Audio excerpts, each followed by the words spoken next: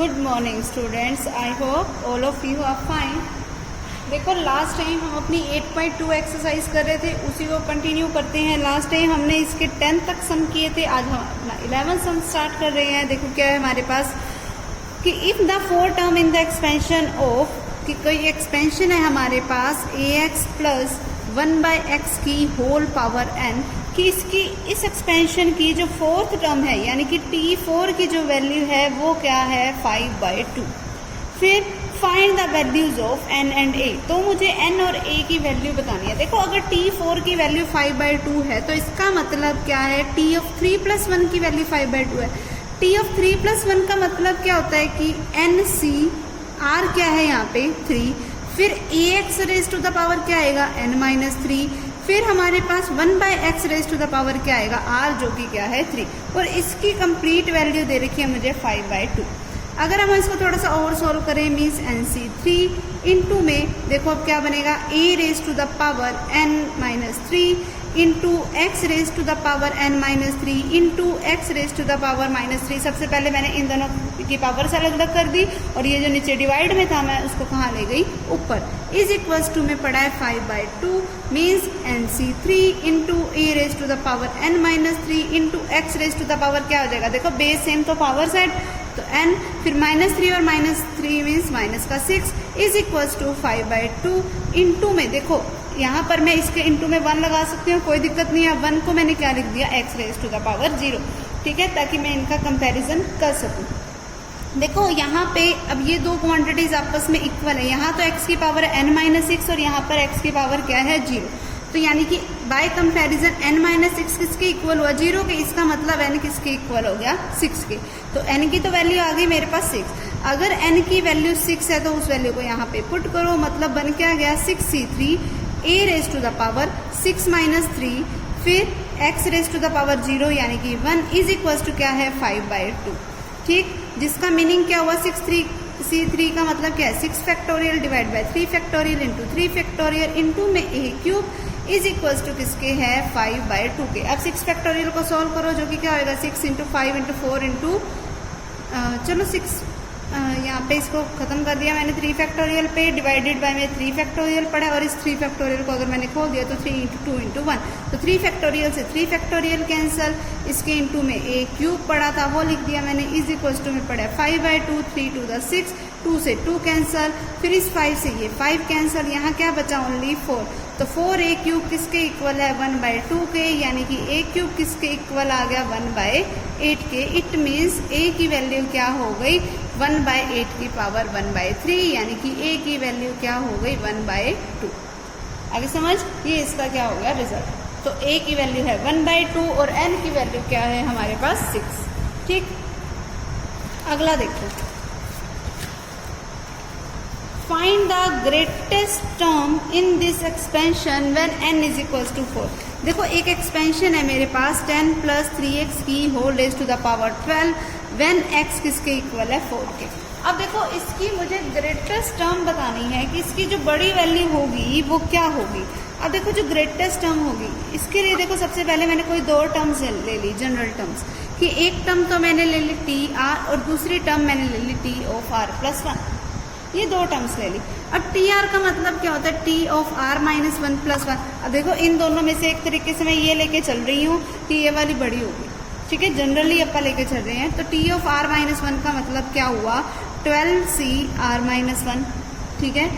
फिर 10 की पावर क्या आ जाएगा कि 12 में से माइनस कर दूं मैं r को, फिर माइनस करना है मुझे माइनस के 1 को, तो माइनस माइनस क्या हो गया प्लस, फिर इंटू में क्या आ जाएगा 3x raise to the power r - 1, फिर जिसका मीनिंग क्या हुआ 12c r - 1, 10 raise to the power 13 plus 12 + 1 means 13 minus r, 3 raise to the power r - 1, x raise to the power r - 1। ये मेरे पास वैल्यू किसकी है tr - 1 + 1 यानी कि t ऑफ r की, इक्वेशन नंबर फर्स्ट। फिर t ऑफ r + 1 क्या बनेगा वो देखो t ऑफ r + 1 का मीनिंग क्या है, एक चीज देखो ध्यान से, t ऑफ r + 1 यानी कि 12cr, 10 raise to the power 12 minus r, फिर 3x raise to the power r, जिसका मीनिंग क्या हुआ 12cr, 3 raise to the power r, 10 raise to the power 12 minus r और x raise to the power r। ये हो गई मेरी equation number second. अब अगर मैं टी आर को टी आर प्लस 1 से डिवाइड कर दूँ तो क्या बनेगा 12cr minus 1, 10 raise to the power 13 minus r, 3 raise to the power r minus 1, x raise to the power r minus 1 divided by में क्या है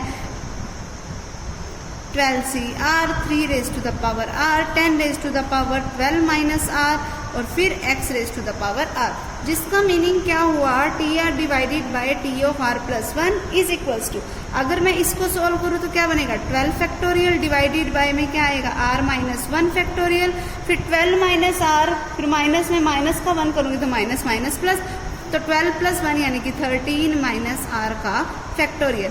फिर इसके इनटू में क्या है 10 raise to the power 13 minus r, फिर इनटू में पड़ा है 3 raise to the power r minus 1, into में पड़ा है x raise to the power r minus 1 divided by में पड़ा है 12cr, जिसका मीनिंग क्या हुआ 12 factorial divided by r factorial into में 12 माइनस r का फैक्टोरियल। तो मैंने इसको थोड़ा सा खोल लेती हूँ, ये वाला बड़ा ना इसी को खोल लेती हूँ। 13 माइनस r फैक्टोरियल का मतलब क्या हुआ 13 माइनस r इंटू में 12 माइनस r फैक्टोरियल, और यहाँ ये r फैक्टोरियल बड़ा है इसको मैं खोल लेती हूँ कि r इंटू में r माइनस 1 का फैक्टोरियल।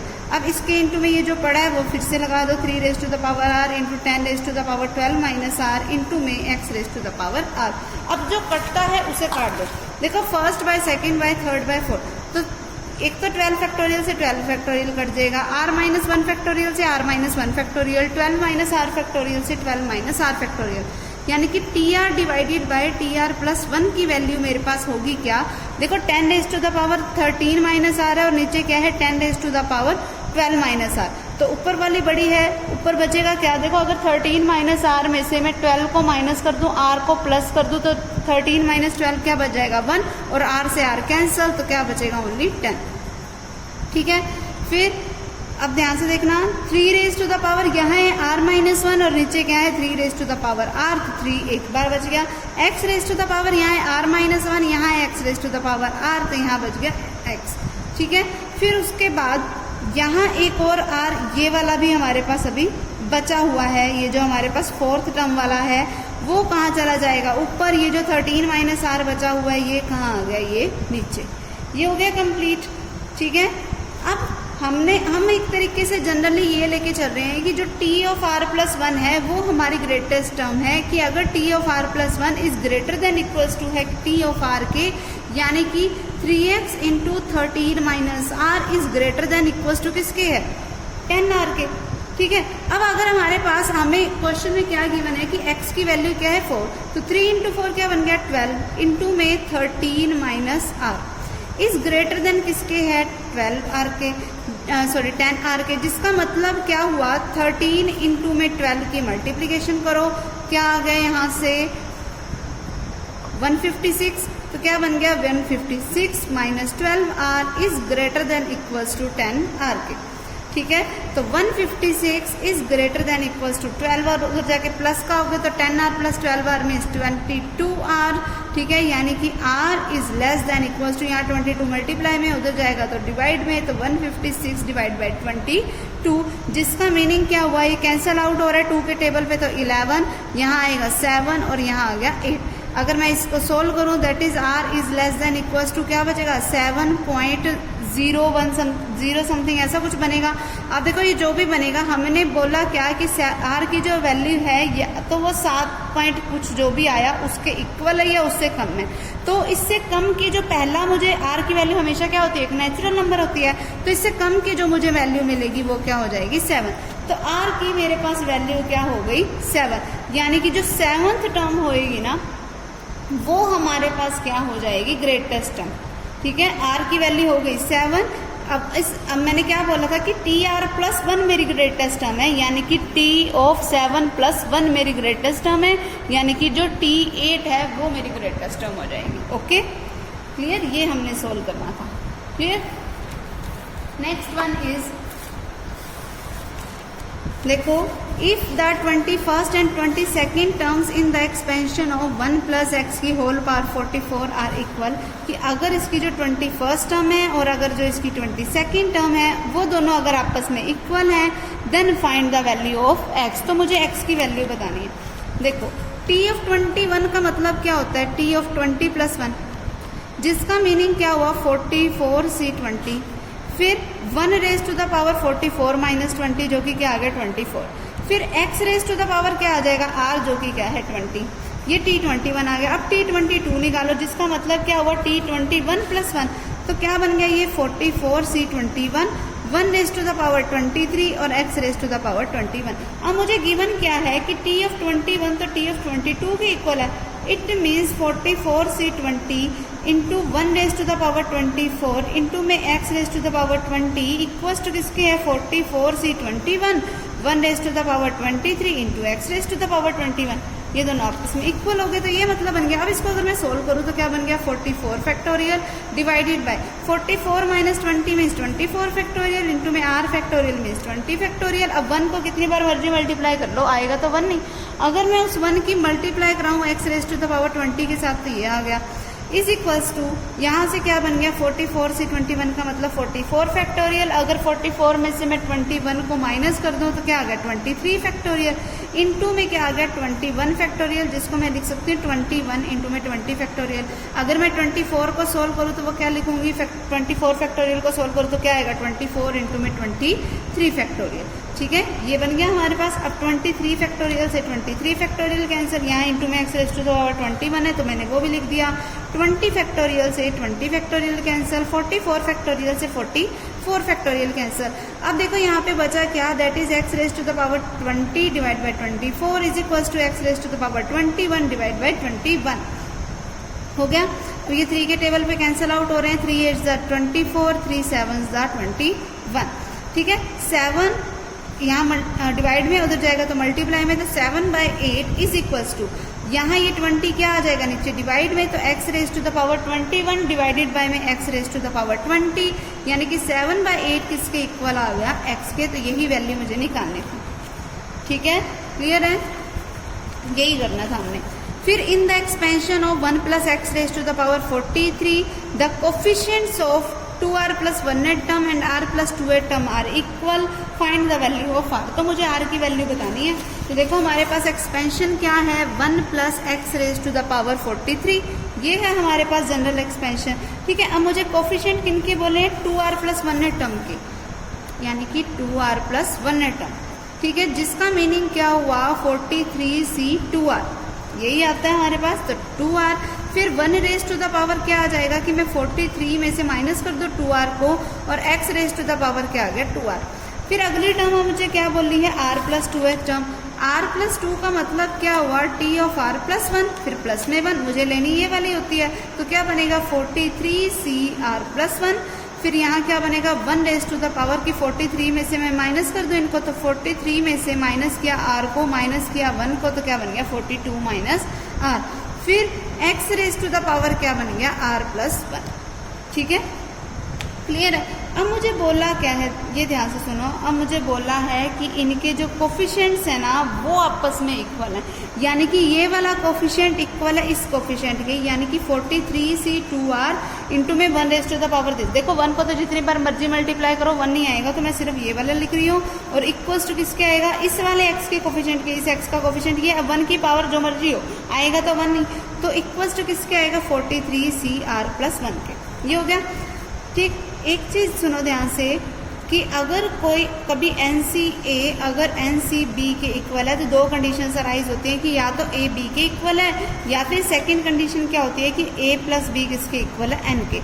ये 2 वैल्यूज एग्जिस्ट करती हैं। तो अब पहला कंडीशन क्या होगी कि या तो 2r equals to r plus 1 के, या फिर कि 2r प्लस r प्लस 1 की इन दोनों का जो टोटल है वो किसके इक्वल है 43 के। तो मैं दोनों तरीकों से r की वैल्यू निकाल लेती हूँ। देखो यहाँ आके माइनस का हो गया तो 2r minus r miss r, यहाँ से तो r की वैल्यू आ गई 1, और यहाँ से मेरे पास r की वैल्यू क्या है कि 3r। अब 1 उधर जाके क्या हो गया माइनस का इज इक्वल्स टू 42, तो यहाँ से r की वैल्यू क्या आ गई मेरे पास 40।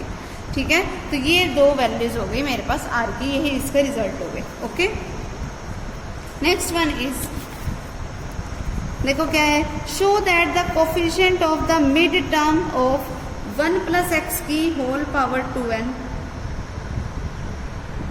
कि अगर मैं इसकी मिड टर्म लूँ, ठीक है, और मैं मिड टर्म किस, अब देखो is equal to the sum of the coefficient of two mid terms of 1 plus x की होल पावर 2n माइनस 1। तो पहले तो मैं इसकी मिड टर्म निकाल लेती हूँ। देखो हमारे पास एक्सपेंशन क्या है, 1 प्लस एक्स की होल पावर 2n।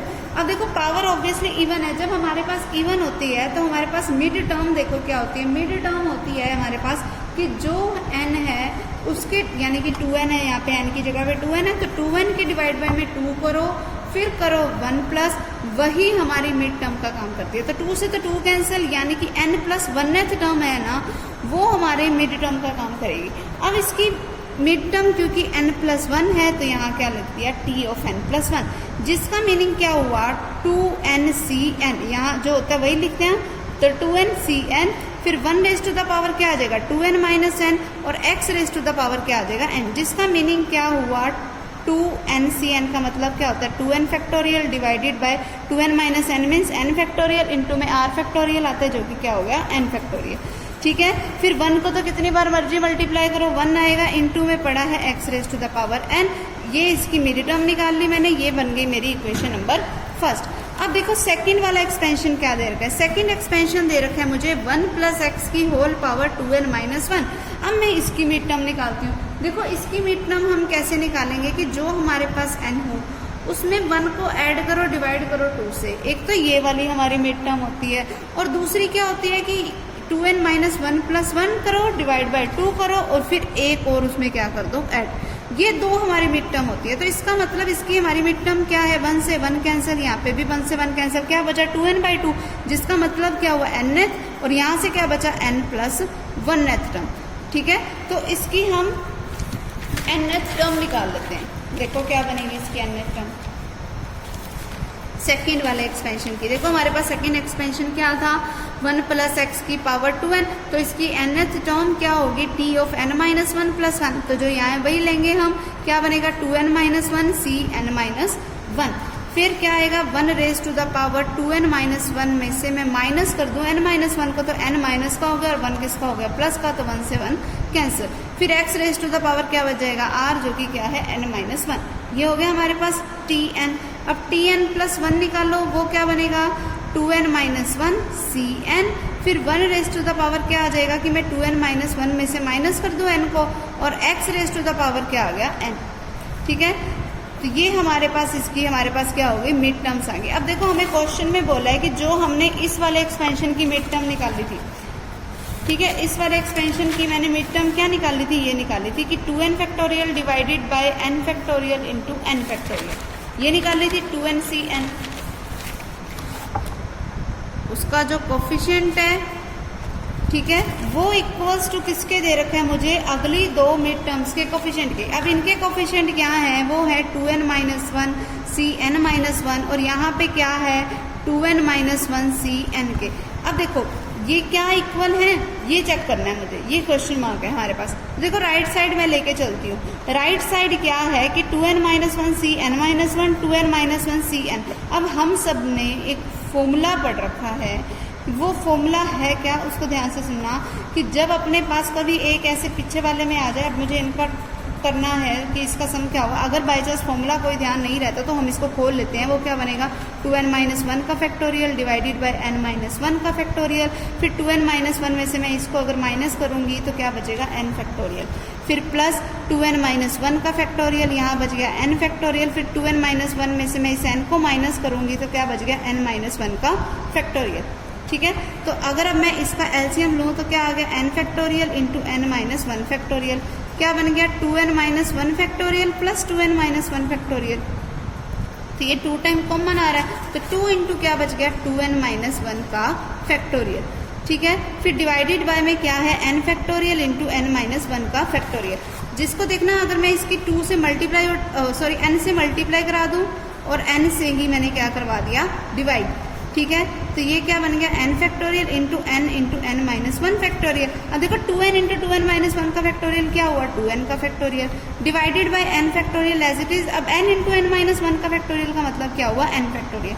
अब देखना मेरे पास लेफ्ट साइड क्या थी, यही तो थी लेफ्ट साइड यही थी 2n जिसका मतलब क्या होता है 2n फैक्टोरियल डिवाइडेड बाय में क्या आएगा n फैक्टोरियल, फिर 2n माइनस n करोगे तो वो भी n फैक्टोरियल, तो लेफ्ट साइड राइट साइड के इक्वल आ गई। यही मुझे प्रूफ करना था। ओके, यही शो करके बताना था हमें। ठीक है, उसके बाद नेक्स्ट सम देखो, if the coefficient of p plus 1th term is equal to that of the p plus 3th term then show that p is equals to n minus 1। देखो एक्सपेंशन क्या है हमारे पास 1 प्लस एक्स की power 2n। हमें क्या show करना है कि जो p प्लस 1th टर्म का कोफिशिएंट है, तो p प्लस 1th टर्म ये हो जाएगी हमारे पास, तो क्या बनेगा 2ncp, ये वाला लेते हैं हम, फिर 1 की पावर क्या आ गया 2n माइनस p और x की पावर क्या आ गया p, जिसको अगर मैं सोल्व करूँ तो 2ncp 1 को कितनी बार मर्जी मल्टीप्लाई करो वही आएगा, इंटू में x raise to the power p। ये मेरे इक्वेशन नंबर फर्स्ट होगी। और अगली टर्म मुझे क्या बोलिए p प्लस 3 टर्म, तो p प्लस 3 टर्म का मतलब क्या हुआ t of p plus 2 plus 1, तो क्या बनेगा 2nc। अब यहाँ पर जो होता है वही लेते हैं p प्लस 2, फिर 1 रेज टू द पावर क्या रह जाएगा कि मैं 2n में से माइनस कर दूँ इस p को भी और माइनस कर दूँ इस 2 को भी, फिर x raise to the power क्या आ जाएगा ये वाला p प्लस 2।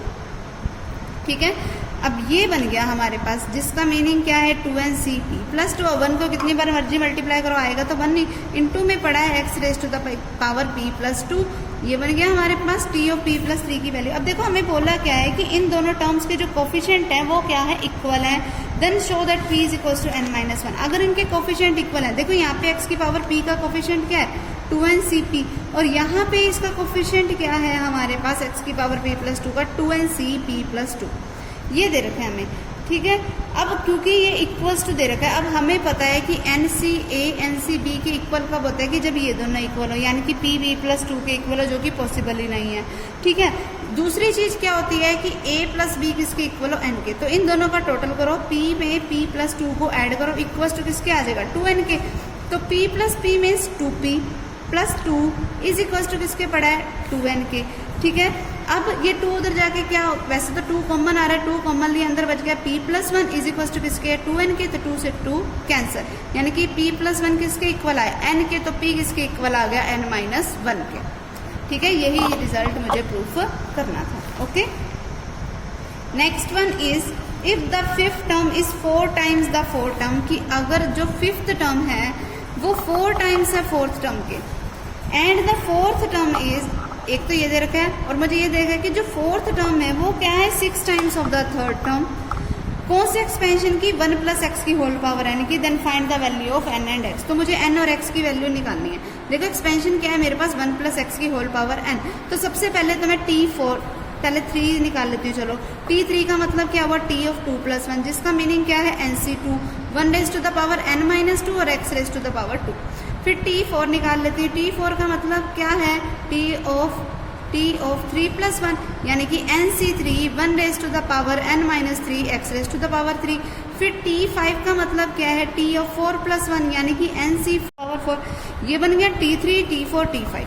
अब देखो हमें गिवन क्या है कि t5 जो है वो 4 टाइम्स ऑफ t4 क्या है, t5 की देखो वैल्यू क्या है nc4 इंटू में 1 raise to the power n minus 4, nc4 into में 1 raise to the power n minus 4 into में x raise to the power 4 equals to किसके दे रखी है 4 टाइम्स ऑफ t4 की। अब t4 की तो वैल्यू ये है, तो 4 टाइम्स ऑफ t4 का मतलब क्या है nc3 1 raise to the power n minus 3 into में x का क्यूब। तो सबसे पहले तो मैं इन्हीं को सोल्व करती हूँ। देखो nc4 का मतलब क्या n factorial divided by n minus 4 का फैक्टोरियल इंटू में 4 फैक्टोरियल। 4 फैक्टोरियल का मतलब क्या होता है 4 इंटू 3 फैक्टोरियल। ठीक है, इंटू में क्या पड़ा x raise to the power 4 is equals to 4 into nc3 का मतलब क्या होता है n factorial divided by n minus 3 factorial, जिसका मीनिंग क्या हुआ n माइनस 3 इंटू में n माइनस 4 का फैक्टोरियल। फिर इंटू में क्या पड़ा है 3 फैक्टोरियल आ गया हमारे पास। फिर 1 को कितनी बार मर्जी मल्टीप्लाई करो 1 नहीं आएगा, इंटू में पड़ा है x क्यूब। अब जो कटते हैं उनको काट दो, n फैक्टोरियल से n factorial cancel, n minus 4 factorial से n minus 4 factorial cancel, 3 factorial से 3 फैक्टोरियल कैंसल, x क्यूब से x की पावर 4 कैंसल, तो ओनली क्या बच गया x, यानी कि x बाय 4 किसके इक्वल आया 4 बाय n माइनस 3 के, यानी कि x की वैल्यू क्या आ गई 16 बाय n माइनस 3। ये बन गई मेरी इक्वेशन नंबर फर्स्ट। ठीक है, अब सेकंड वाले पे आओ। सेकंड वाला क्या दे रखा था कि जो t4 है वो 6 टाइम्स ऑफ n3 है, तो t4 का मतलब क्या था nc3 फिर 1 raise to the power n-3, फिर x raise to the power 3। ये था हमारे पास T4। और T4 इक्वल्स टू किसके दे रखा है, 6 टाइम्स ऑफ T3 के। अब T3 की वैल्यू क्या थी, NC2 1 raise to the power n-2 into में x²। यही वैल्यूज थी, ये वैल्यूज मैंने पुट कर दी। अब पुट करने के बाद देखो क्या बना, इसको खोल देती हूँ मैं, n factorial divided bye n-3 factorial, जिसको थोड़ा सा खोल दो तो क्या बनेगा n-3, फिर लास्ट में जाके क्या आ जाएगा n-2, सॉरी n-3 फैक्टोरियल ही रहेगा यहाँ पे। फिर इनटू में क्या पड़ा है, यहाँ पर पहले आएगा क्या, डिवाइड बाय में 3 फैक्टोरियल, इनटू में पड़ा है x³, 1 को तो जितनी बार मर्जी मल्टीप्लाई करो वही आएगा। फिर 6 इंटू में NC2 का मतलब क्या हुआ, n factorial divided bye n-2 factorial, जिसका मीनिंग क्या हुआ n-2 इंटू n-3 फैक्टोरियल। फिर 3 फैक्टोरियल को अगर मैं खोलूँ तो 3 इंटू 2 फैक्टोरियल, और यहाँ पे क्या आएगा 2 फैक्टोरियल, और 1 को जितनी बार मर्जी मल्टीप्लाई करूँ 1 ही आएगा, इंटू में x²। तो n फैक्टोरियल से n फैक्टोरियल कैंसिल, x² से x³ कैंसिल, तो क्या बचा ओनली x, ठीक है। फिर 2 फैक्टोरियल से 2 फैक्टोरियल कैंसिल, n-3 फैक्टोरियल से n-3 फैक्टोरियल कैंसिल, बचा क्या, यानी कि x/3 is equals to 6/n-2, यानी कि x किसके इक्वल आ गया, 3 उधर जाके मल्टीप्लाई हो गया तो 18/n-3 के। इक्वेशन नंबर क्या बन गई, सेकंड। अब फर्स्ट और सेकंड इक्वेशन की लेफ्ट साइड इक्वल है तो राइट साइड भी इक्वल होगी, यानी कि 16/n-3 इक्वल्स टू आ गया 18/n-3 के।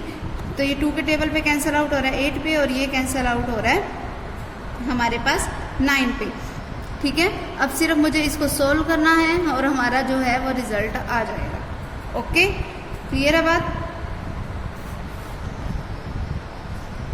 यहाँ पे n-2 चल रहा है, यहाँ n-2 ही लिखना, ठीक है। सिर्फ क्रॉस मल्टीप्लीकेशन करो, 8 की n के साथ 8n, 8 की 2 के साथ -16 इज इक्वल्स टू 9 की n के साथ 9n -27, 8n उधर जाके माइनस का होगा तो क्या बच गया 9n minus 8n means only n is equals to, ये 27 इधर आके प्लस का होगा तो 27 माइनस 16 का मतलब क्या होगा 11, तो n की वैल्यू आ गई 11। n की जो वैल्यू है ये वो कहीं पर भी पुट कर दो तो x is equals to 18 divided by 11 minus 2, तो x किसके इक्वल आ गया 18 डिवाइडेड बाय 9, कैंसिल आउट हो रहा है 2 पे, यानी कि x की वैल्यू आ गई 2, ये इसका रिजल्ट हो गया, ठीक है। तो यहाँ 18 तक हमारे सम हो चुके हैं, बाकी के जो हमारे 3 सम रह गए वो हम अपने नेक्स्ट टाइम करेंगे। ओके।